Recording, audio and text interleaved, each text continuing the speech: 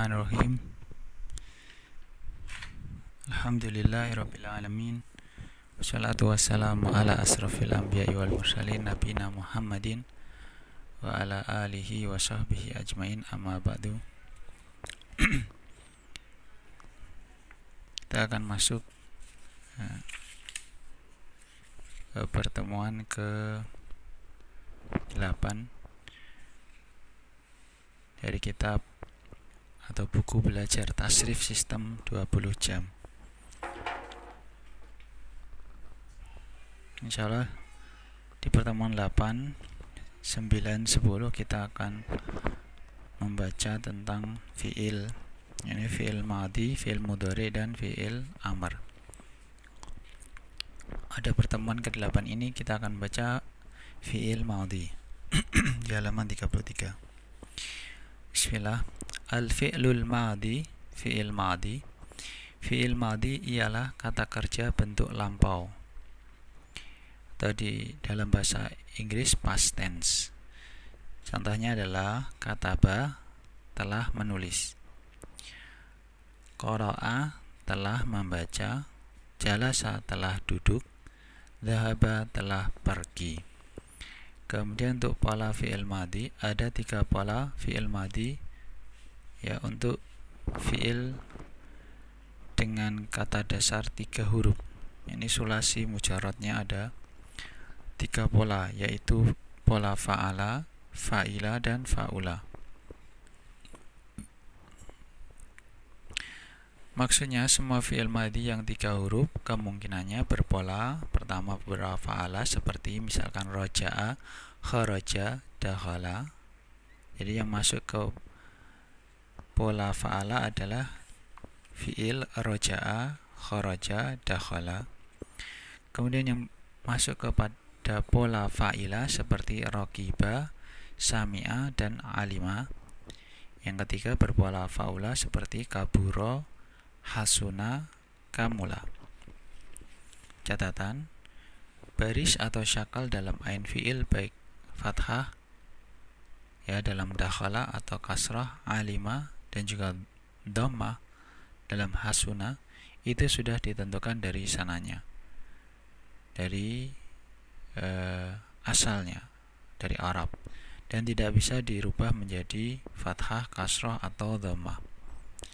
Untuk mengetahui dengan pasti baris ain fi'il dalam kitab yang gundul, tanpa syakal, tanpa harokat, hendaklah melihat kamus bahasa Arab. Ini di dalam bahasa Arab dinamakan simai.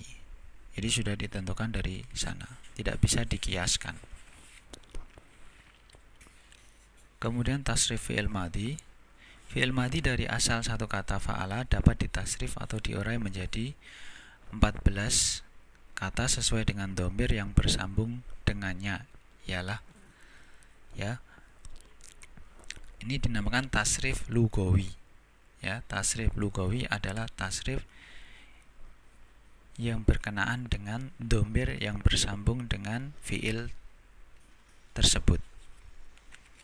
Kita baca: fa'ala, fa'ala, fa'alu, fa'alat, fa'alata, fa'alna, fa'alta, fa'altuma, fa'altum, fa'alti, fa'altuma, fa'altunna, fa'altu, fa'alna. Ini maksudnya adalah dhamirnya.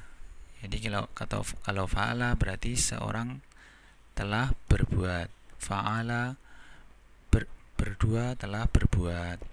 Fa'alu mereka telah berbuat, dan seterusnya.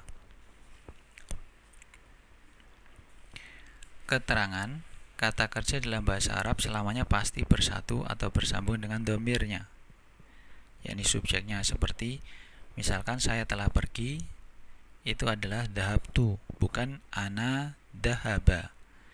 Bukan seperti diterjemahkan langsung letter luck di dalam bahasa Arab. Saya telah pergi. Jadi saya telah pergi, dhahaba, ana dhahaba. Salah itu. Yang benarnya adalah dhahabtu. engkau telah pergi, dahabta, bukan anta dahaba. Kami telah pergi, dahabna, bukan nahnu dahaba.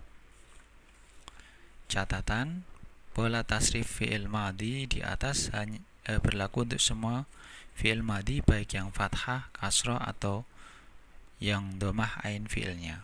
Jadi tinggal diganti ain fi'ilnya.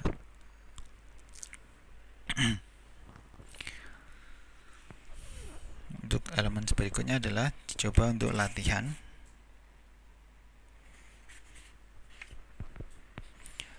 Pertama, coba tasrifkan fi'il di bawah ini. Ya, ada 12. Dan ini masing-masing ada polanya. Yang baris pertama adalah polanya fa'ala, yang kedua fa'ila, yang ketiga fa'ula. Misalkan saya kasih contoh, dakhala, dakhala, dakhala, dakhalu, dakhalat, dakhalata, dakhalna, dakhalta, dakhaltuma, dakhaltum, dakhalti, dakhaltuma, dakhaltunna, dakhaltu, dakhalna. Untuk fi'il-fi'il yang lain sama cara mentasrifnya. Kemudian yang kedua, terjemahkan kalimat di bawah ini ke dalam bahasa Indonesia. Ya, misal sa'alta. Sa'alta berarti pertama kita uraikan fi'ilnya apa? Sa'ala. Kemudian bersambung dengan dhamir ta, yang berarti engkau seorang laki-laki. Berarti engkau seorang laki-laki telah bertanya. Dan yang lainnya silakan dicoba untuk latihan. Yang ketiga, terjemahkan kalimat ini ke dalam bahasa Arab. Ada 8 soal. Saya contohkan yang poin A, saya telah keluar. Itu bukan diterjemahkan menjadi ana kharaja, akan tapi kharajtu, ya, kharajtu. Thayyib. Semoga dipahami.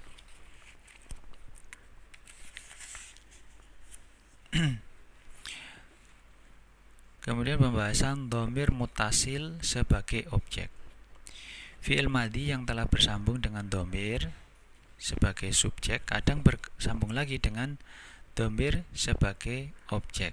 Contohnya, sa'altu artinya aku telah bertanya, sa'alta engkau telah bertanya, sa'alna kami bertanya.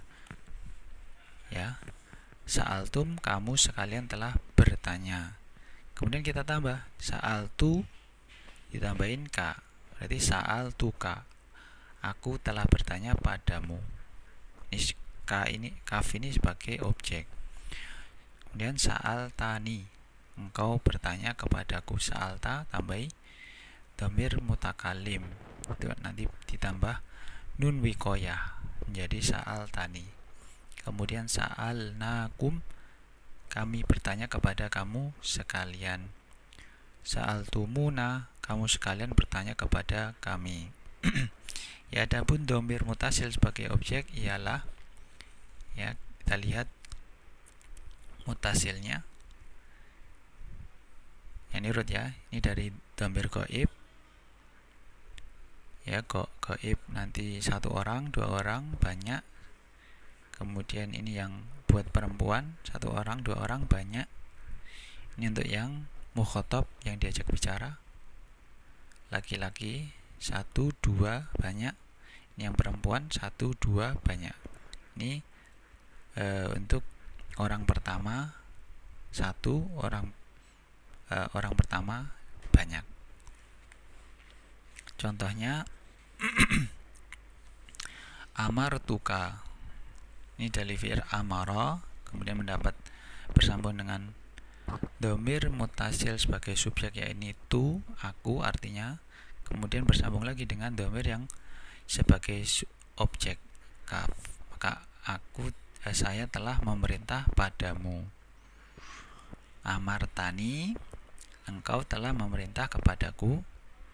Amartuhum, aku telah memerintah kepada mereka. Amartana, engkau telah memerintah kepada kami. Amaruni, ya. Fa'alu, ya, amaruni, fa'alu, mereka telah memerintah kepadaku. Kemudian di latihan coba terjemahkan kalimat di bawah ini. Kita contoh sa'altuhu. Sa'altuhu dari fi'il madinya sa'ala, subjeknya ta, berarti engkau seorang laki-laki. Hu-nya berarti domir mutasil sebagai objek dia. Sa'al tahu berarti engkau telah bertanya kepada dia. Diterjemahkan seperti itu, engkau telah bertanya kepadanya. Nah, sa'al tani, engkau telah bertanya kepadaku. Sa'al tana, engkau telah bertanya kepada kami. Ini yang baris ini ya. Yang selanjutnya silakan dicoba untuk latihannya. Baik, demikian untuk pertemuan yang ke-8. Pertemuan ke-9 kita akan membaca fi'il mudhari. Semoga dipahami. Barakallahu fikum.